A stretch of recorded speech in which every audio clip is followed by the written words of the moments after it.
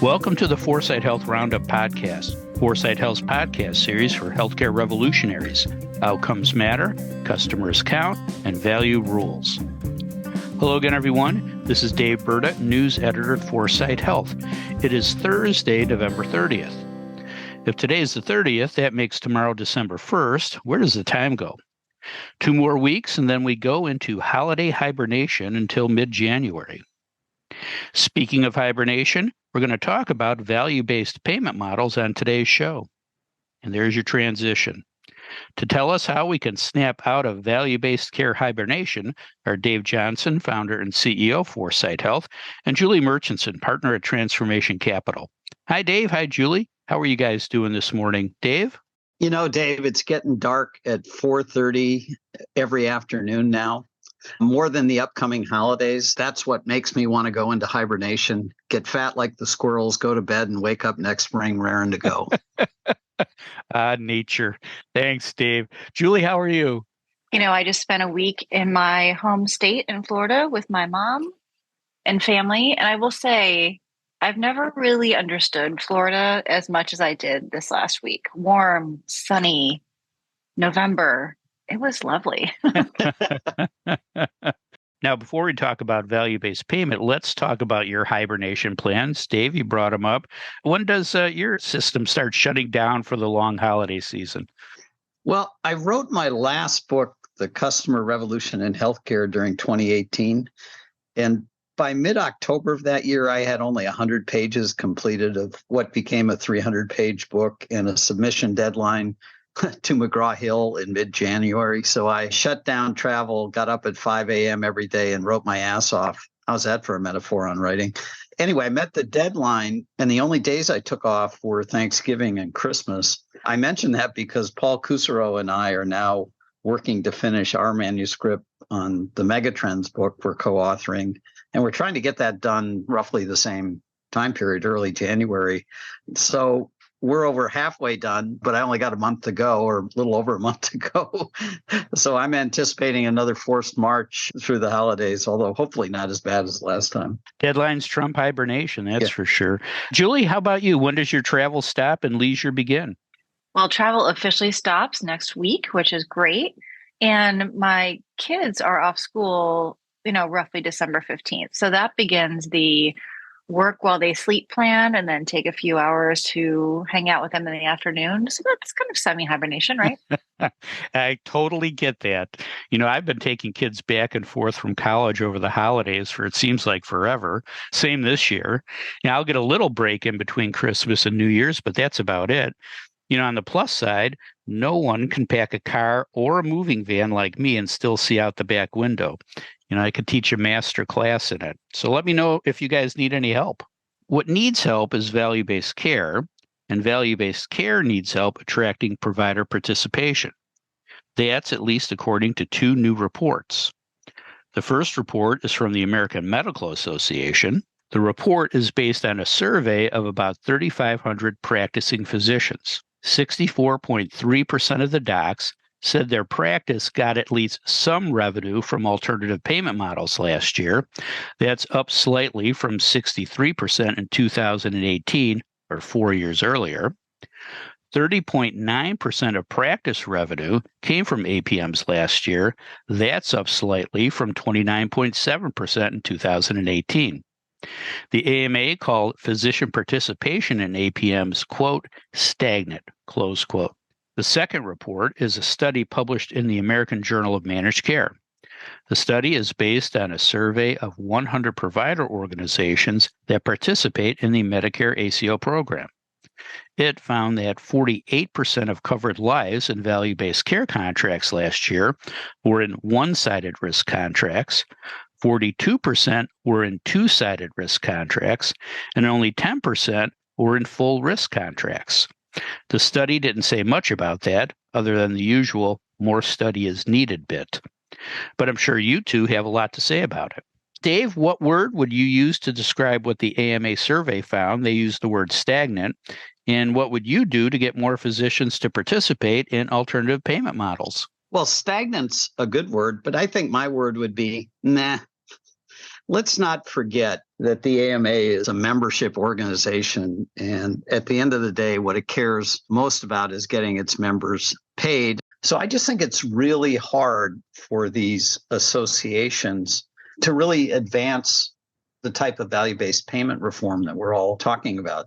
All of this has me sort of thinking about a report I saw by Paul Keckley. And for those of you who don't know Paul, and probably most of you do, he might be even more of a curmudgeon on payment reform than I am, and that's saying something.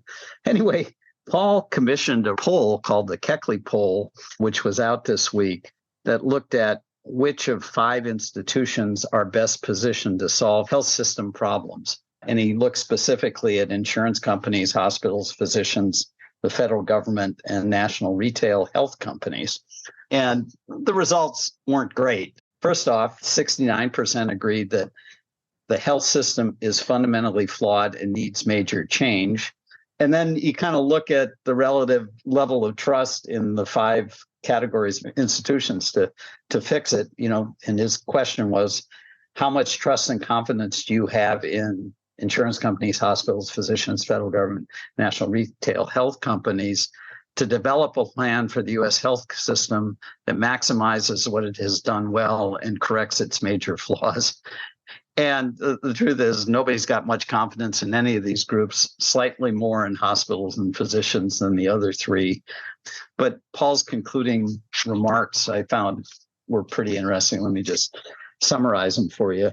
This is his take. These data confirm a public view that the status quo healthcare is unsatisfactory to the vast majority of Americans. While each of the 5 institutions asserts its unique role and value proposition in the scheme of U.S. healthcare, none stands out for its differential commitment to the greater good. Lacking fresh solutions, new voices, and honest insight, the health system's problems will get worse and the system will devolve into 2 tiers. A private system of a la carte programs and services accessible to those who can afford them, and a large public system for the rest. This polling suggests it's time for the industry to consider the public we serve instead of ourselves. Some do it better than others today, but lacking a systematic strategy engaging all sectors to address the health and well-being of the entire population affordably, incrementalism will continue, sectarianism will prevail, and the system effectiveness will erode. Well, how's that for a good New Year's wish? Paul's hitting the nail on the head. Now, interestingly, one group he didn't look at he did look at the federal government, but he didn't look at the state governments. And that's where I've been putting much of my confidence, to the extent I have it, in pro-market, pro-consumer reforms. I can imagine a few of the states really stepping out under the pressure of, finances that are gone awry and healthcare that is not delivering for the people in their state, really pushing fundamental reform. Got it. Bet on the states. Thanks, Dave. Julie, any questions for Dave? Dave, my question for you is really around whether what we're trying to do in value-based care is focused on the right thing today. We've been talking financial models out of CMS, bundles, a lot of specialty-focused activity. But from reading this report, I read something that for each care delivery model, doctors and practices with primary care physicians were more likely to indicate that their practice belonged to an ACO or medical home than those in a practice without primary care physicians, and between a 12 and 22 percentage point difference in 2022. What's happening? Are we trying to take risk too much end to end? Do we need the primary care function to actually deliver on the specialty financial models? Where are we in what we're trying to really achieve? Primary care properly, structured and administered is really in the business of competing on health. So prevention, health promotion, early identification of chronic conditions, integrating behavioral health into physical health, all those very good things. And it's just more likely to happen in a group practice if they've got some primary care physicians, hopefully being more than just pure referral machines and trying to advance the overall health and well-being of the population of patients they see. My guess, Julie, and it is a guess, is that's what's manifesting the difference that you're seeing, this non-trivial difference in between practices that have primary care as part of it and practices that don't. At least I hope that's the reason. It's like having a good utility infielder on your team. Exactly. Right? Exactly. Yeah. Fewer errors. Thanks, Dave. Julie, let me ask you about the second report. First, does the poor showing of full risk contracts surprise you?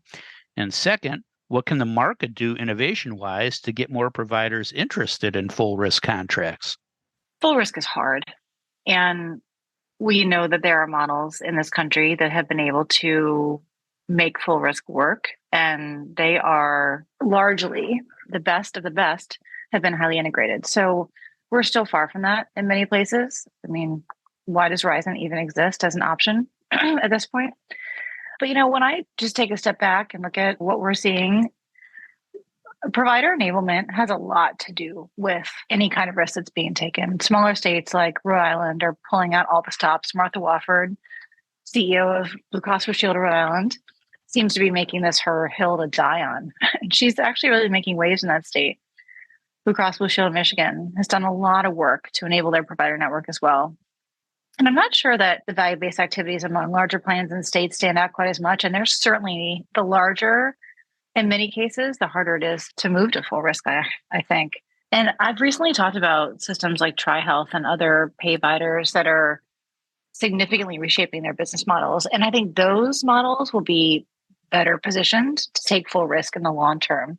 When you look at the AMA report talking about how physician-owned private practices were substantially less likely than hospital-owned practices to be part of ACOs, and this all makes sense too, right? It comes back to enablement. So where health systems can use their financial maturity and work well with their medical groups, it works. Everyone else, frankly, Aledade should work with. And Dave, I know you love Aledade. On your second question about market innovations, market innovations work where the problem is ripe to be solved. And we do see some innovations in really helping to move the ball forward in places where factors are ripening. Companies like Stellar that we're invested in that helps health plans enable patient-specific actions that close care gaps. And they reward not just doctors, but everyone in a physician's office. We all know that value-based care models will be less mature without systems that support this kind of action. And there are models like APRI, which we're also invested in, that practice advanced primary care in value-based arrangements. And it might just take entirely new delivery models like this, or like TriHealth, or like others, to really move the needle on full risk. And we need innovation to give providers the tools to make it happen. That's great, Julie. Thank you. Dave, any questions for Julie? In the limitations section of the AJMC study, they noted that only 21% of the contacted ACOs responded to the survey. That's pretty dismal. And respondents, as you mentioned, tended to be larger ACOs and those affiliated with hospitals. To what extent do the anemic response rate and the skewed respondent composition compromise the survey's findings? I guess big picture, what I'm trying to figure out, are participation rates in value-based contracting even worse than those revealed in the survey? And if so, where are we on the road to value-based care? Are we in a ditch? I do think we might have driven off the road a little bit. I'll give you that. Yeah, first of all, the response rates for so many things these days are terrible, but that was terrible. But let me just, give perspective. I recently heard the CFO, Rick McWhorter of Texas Health Resources, talk about their value-based relationship with their medical group, specifically around Medicare Advantage. And on the positive side, they work really well in tandem. I think Rick is kind of writing the playbook on how to make this work and how their medical group can deliver and realize value for the broader system and not just be managed as a medical group to that contract. I mean, he and the head of the medical group are really thoughtful on this. But on the flip side, they talked about how hard it is and how financially questionable MA is for them in the long term as a system. That's not good. So I'm not saying that they have it perfected and they've figured it all out to optimize what they're doing in MA, but it's a little bit concerning when you hear the positive and the negative in a way that makes them question whether it's going to last. But even scarier than that, talking to CFOs lately, a lot of them are trying to actually figure out the basics of value-based care. And these are health system CFOs, right? So when you have CFOs asking for better information on, well, really, what is value-based care and really, how does it work? That's, in some ways I get excited about that. And in other ways I think to myself, good God, is that where we are? So yeah, maybe we're trying to get out of the ditch right now. I'm not sure. Yeah. Yeah, a lot of people are still square one. But it is interesting. I think everyone else's business sinks or swims based on how well they serve customers, except healthcare. And it's time to change that. So thanks, Julie, and thanks, Dave. Great discussion. Now let's talk about other big news. Julie, anything else happen that we should know about? Well, I saw that the FTC is meddling in John Muir's ability to acquire the rest of a tenant hospital that they are partial owners of. So partial acquisition, and FTC is blocking it. And at the same time, I also read that Novant is reportedly buying 3 tenant hospitals. So tenant is on a selling spree, and the FTC seems to be on it. Yeah, they're following the trail. Dave, what other news should we take note of? I had a conversation this week with the staff at CMMI regarding the AHEAD program. And I came away from it actually pretty pumped. They're in the pre-implementation period. So the first batch of applications are due in March. Ultimately, they want to give grants to 8 states for this concept, Maryland-like concept, Vermont-like concept of all payer rates within global budgets. Lots of flexibility given to the states in terms of how to create an all-payer program under a global budget. And they're expecting more than 8 states to respond. So there'll be competition for this. And, I mentioned at the end of my longer remarks that maybe the states are where the engine of innovation will occur in healthcare. It's where the rubber meets the road since we're trying to get out of a ditch. And so I'm actually encouraged by this, and it's something we collectively should be paying attention to. It'll be interesting to see what states stick their neck out. Thanks, Dave. And thanks, Julie. That is all the time we have for today. If you'd like to learn more about the topics we discussed on today's show, please visit our website, foresightshealth.com. Look for the picture of the cauliflower. And don't forget to tell a friend about the Foresight Health Roundup podcast. Subscribe now and don't miss another segment of the best 20 minutes in healthcare. Thanks for listening. I'm Dave Burda for Foresight Health.